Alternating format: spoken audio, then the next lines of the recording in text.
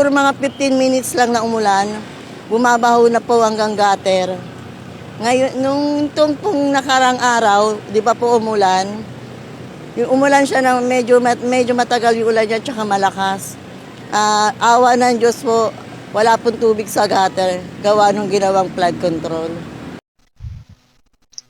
So grabe mga kababayan, ano? Kung ganyan lang po talaga yung mga mindset nitong nasa kabilang grupo, kumbaga marunong sila tumanggap o appreciate sa ginagawa ng administrasyon mga kababayan. Kasi sa totoo lang mga kababayan, ano, alam naman natin na meron naman talagang ginagawa ang ating administrasyon. Unang-una sa lahat mga kababayan, kita niyo naman yung nangyari ngayon, ano, talamak na corruption, di ba?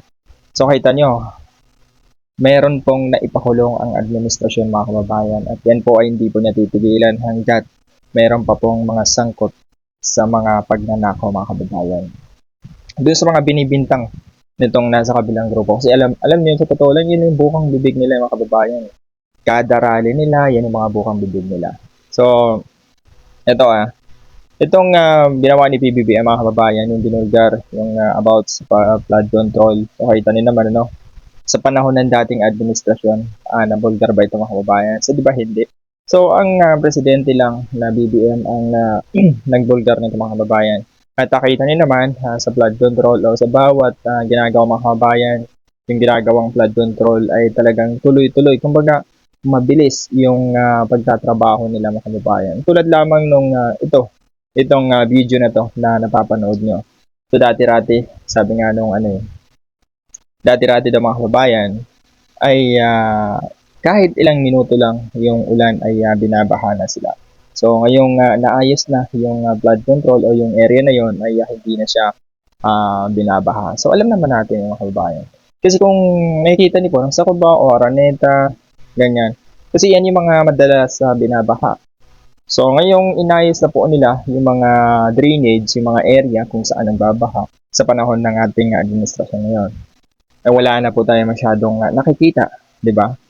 Na binabaha, ganito kabaha, 'di ba? Ganun mga kababayan. So meron naman, aminin man natin, meron naman ibang area na binabaha talaga mga kababayan. Pero sa ganun pa man, is tuloy-tuloy pa rin ang ating administrasyon sa kanilang pagtatrabaho. Sabi nga ni Yusek o Secretary Dizon, ay tuloy-tuloy sila sa kanilang project. Yun ang utos ng ating administrasyon na mapabilis yung project. So ito panoorin lang natin ng mga kababayan. Itong pakinggan lang natin yung mga sasabihin nila about dito sa ginawa o itong inayos na ito dito mga kababayan na para hindi mabaha ang area. So alam niyo naman, since early this year, paulit-ulit tayong bumibisita dito kasi ang kabilin-bilinan ni Pangulo sa atin is bago magtag-ulan, kailangan as much as possible, itong mga proyekto natin sa flood mitigation, matapos. So, tatlo yung ginagawa natin dito. Ang pinakamalaking intervention na ginawa natin, yung pagpapalaki ng drainage. Kasi luma na yung drainage dito at magigit. So, halos mahigit times 3 tayo sa pagpapalaki ng drainage para yung tubig, mas mabilis ang agos niya papuntang San Juan River. Ikalawa, kailangan nating mag-dredge. Kasi kahit na malaki drainage natin, kung puno naman to kagad pag umulan, wala din pagtatapunan ng tubig. Babalik din yung tubig sa kalye. So, yan, tuloy-tuloy tayo dyan. Wala tayong tigil since, I think, late last year. No? Wala tayong tigil na pag-dredge dito, paglilinis. Ikatlo, dapat meron tayong gagawin na pumping station dito. So, yung tatlong yon matatapos na natin by the end of May, bago pa umulan. Pero kung mapapansin nyo, kahit papano, nung huling umulan ng weekend, Sabado, nakita natin na meron na tayong nakikitang alleviation. Meaning, meron na tayong nakikitang improvement. Para sa mga ulan na katulad ng mga thunderstorm na 30 minutes lang, na nagdudulot din ng baha pero maliit, ito napaka-epektibo nito kasi nilakihan mo yung drainage.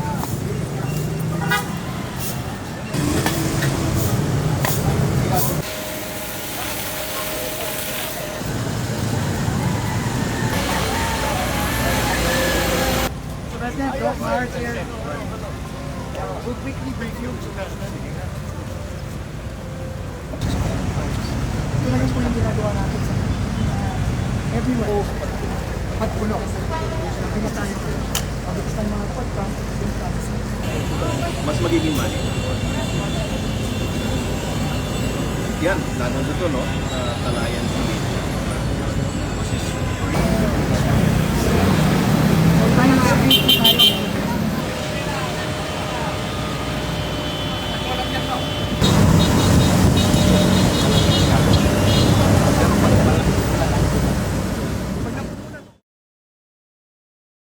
Tinitignan natin ang mga iba't ibang ginagawa natin para mabawasan ang baha.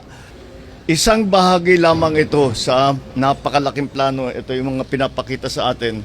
Meron tayo kasing NOAA study na ginawa ilang taon na. Ngayon pa lang natin talagang ginagawa lahat ng mga rekomendasyon doon sa study na yon. Kaya halimbawa dito sa lugar na ito, kung titignan ninyo ang terrain dito, malalim talaga dito. Kaya dito pumupunta lahat ng tubig. At kahit kaunti lang ang ulan, nandito na kagad yung tubig. At pagka malakas ang ulan, lumalampas daw sa tao yung lalim ng tubig. Kaya, but this is one of the areas that are critical. Kaya ito, nandito tayo. But it is not the only area that we are doing this kind of interventions to make sure that we find a way to bring the water, na ilabas ang tubig at para naman hindi na masyadong mabaha.